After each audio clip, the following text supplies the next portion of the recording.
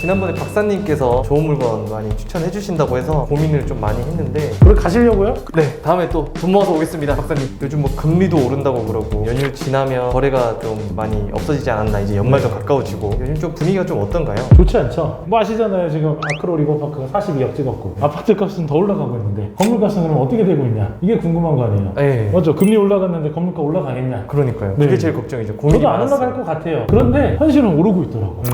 네, 그래서 제가 오늘 의뢰인인가요?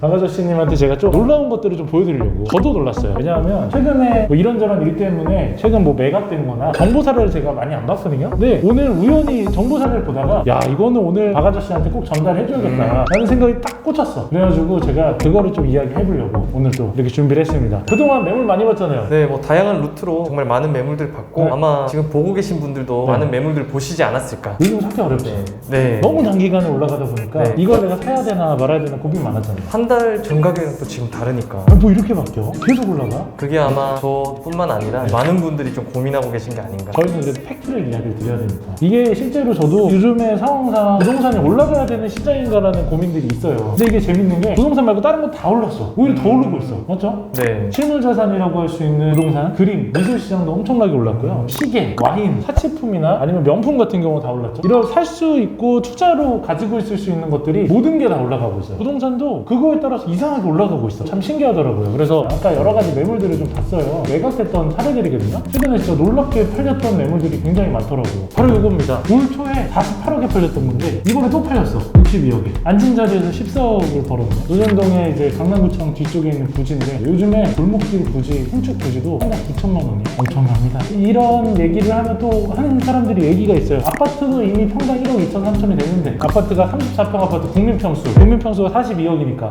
뭐 말이 됩니까? 이게 또 반포에 있던 신축 부지인데 얘도 평당 8천 가까이에요. 이건 보신 적 있으세요? 땅 모양 때문에 고민을 많이 했었어요. 맞죠? 땅 네, 모양이 봤었습니다. 그래도 어차피 여기에 2종이니까 60%만 지으면 되니까 사실 크게 문제는 없었거든요. 이런 식으로 건물 모양이 나온다라고 해서 다 나왔던 건데 이 건물도 평당 8천에 팔렸고 위치가 노년역 신논역 사이. 아니 이런 골목인데 어떻게 이렇게 다 팔리지? 한남동 좋아하시죠? 아, 너무 좋죠. 한남동도 그동안 매물 막 이거저거 고민을 많이 하셨던 것 같은데 한남동 라인은 뒤에예요. 요즘 뭐 평당 1억에 팔리니까 뭐 1억 1천만 원이면 충분히 이해한다라고 생각할 수 있는데 메인이 여기거든요. 네. 메인 하나 뒤에요. 이 라인이 이렇게 팔릴지 몰랐죠? 메인 골목이 아니라 이면도로가 평당 1억 1천에 너무 비싸지 않나라고 생각을 했었는데 거래가 됐네요. 지금 막 팔리고 있어요 진짜. 성수동의 와. 부지, 성수동의 부지도 제가 봤던 건데 성수역에서 북쪽으로 올라가면 여기 있어요. 실제로 성수역 북쪽이 좀 저평가돼 있다가 최근에 이쪽으로 주성복합이나 그 대형 그 지식산업센터 엄청 들어오고 있거든요. 근데 여기까지는 그래도 이해가 가는데 이 위에예요. 위에서도 요 도로까지는 이해가 가는데 이 도로 하나 뒤에요. 아, 3만 7천.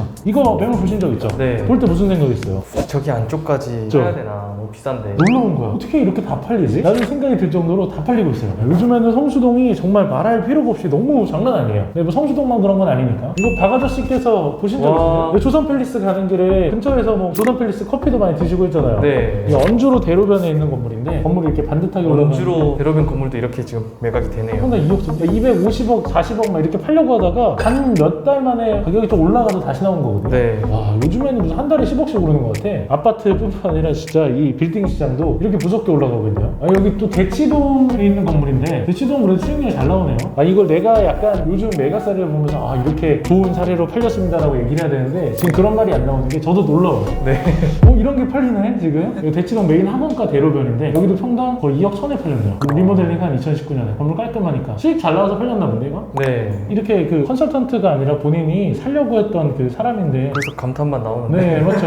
아니 이거 박 아저씨는 기억나지 않아요? 네, 80억대로 지금 기억이 나는데. 이게 86억에 리모델링 하기 전 사례였거든요. 리모델링을 하고 나서 바로 매각을 했는데 이게 약간 원가라고 하죠. 실제로 들었던 비용이 약 95억 정도예요. 리모델링을 하는데 한 취등록세 뭐 이런 거 내면 한 원가 95억대 하더라고요. 법인으로 할 경우에 양도세 20% 내고 그러면 20억이 네, 나와요. 20억이 남네요. 네, 리모델링 하자마자 바로 120억에 네, 놀랍죠. 그러니까 이걸 또 보니까 이제 더 못 사겠고 이거를 이 가격에 사가지고 다음에 어떻게 팔 수 있을까? 아, 지금 매각 사례를 보여주시는데 네. 진짜 비싸다고 전 주저주저 했던 물건들이 지금 다 팔렸고 또 한 번 팔린 것들이 물건들이 있네요. 네. 이럴 때는 어떻게 저도 따라 사야 되는 건지. 아니 정말 혼란스러울 것 같아요. 네. 지금 이렇게 단기간에 매물들이 가격이 올라가고 또 팔리고 그리고 우리가 단기간에 가격이 올라갔다고 해가지고 아, 이거 너무 비싼 거 아니야 라고 했던 것들이 팔려나가고 있어요. 너무 옛날 가격들이 또 생각나니까 더 주저하게 되는 것 같아요. 아, 이게 진짜 어려운 시장이에요. 부동산은 사라, 팔아라 이런 거를 권유하고 얘기할 수 있는 부동산에 대해서 뭐 사실 평가 그리고 부동산이 요즘에 어떻다라는 거에 대해서 얘기를 하면서 앞으로 전망을 저희가 좀 얘기를 해드려야 되는데 이런 식으로 계속 치고 올라가고 팔리는 시장에서는 사실 정확하게 어떻게 얘기 드리기가 어려워요. 이렇게 올라갔으니까 또 사라 라고 얘기를 해야 되는 건지 이렇게 했기 때문에 사지 말아라 라고 얘기를 해야 되는데 사지 말았던 경우에 이렇게 됐잖아요. 벼락 거지됐나요? 네, 맞네요. 맞죠? 벼락거지네요. 거의 지금 어떤 느낌이냐면 비트코인 1000원대 내가 샀어야 되는데 사실 건물이 다른 거에 비해 가지고는 훨씬 안정자산이라고는 하지만 올라가는 폭 자체가 정말 상상하기 힘들 정도로 많이 네, 올라가고 있어요. 이제 이런 상황에서는 어떻게 하셔야 될 것 같아요? 주변에 정말 사고 싶어하는 분들이 많은데 저랑 좀 비슷한 처진 것 같아요. 계속 고민을 하고 있고 고민하는 동안 계속 올라가고 네, 뒷공무니만 바라보고 있는 거죠. 그리고 일단 지금 네. 대출 금리를 보니까 유지하긴 좀 어려울 것 같더라고요. 네. 그런 상황에서 그래도 시세 차익을 보고 잡아야 될지. 저희도 실질적으로 이 거래 사례들을 꾸준하게 보는 사람, 매물들을 꾸준하게 보는 사람의 입장에서 아 진짜 요즘 이런 가격에서 사야 되는 건지 말아야 되는지 참 고민이 되게 많은 상황이에요. 저도 놀라운 시장이고 그런데 이런 시장에서도 사실 이렇게 거래가 움직이고 있고 이런 거래 흐름을 지나고 나면 또 내년 상반기에는 비슷한 생각을 하게 될 거예요. 또 이만큼 올라가 있네 라고 하는 걱정이 되는 그런 상황이 생길 거라 과연 이거의 끝이 어디까지가 될지 모르겠지만 아무튼 현재 상황이 이렇습니다. 이거를 뭐 저도 감히 추천은 못하겠고 그렇다라고 해서 사지 말라고도 못하겠어요. 오르긴 더 오를 것 같거든 지금 분위기가. 요즘에 주변에 있는 사람들도 오히려 살려는 사람 많잖아요. 아파트도 마찬가지고 참 어려운 시장인 것 같아요. 그래서 요즘에는 돈을 갖고 있어도 투자자들이 어려운 시장이지 않나라는 생각이 들어서 어떻게 하면 제가 좀 시세 차익을 보고 좀 성공적인 투자를 할 수 있을까요? 그거는 제가 다음 편에서 한번 준비를 해보겠습니다. 또 기대하겠습니다. 네.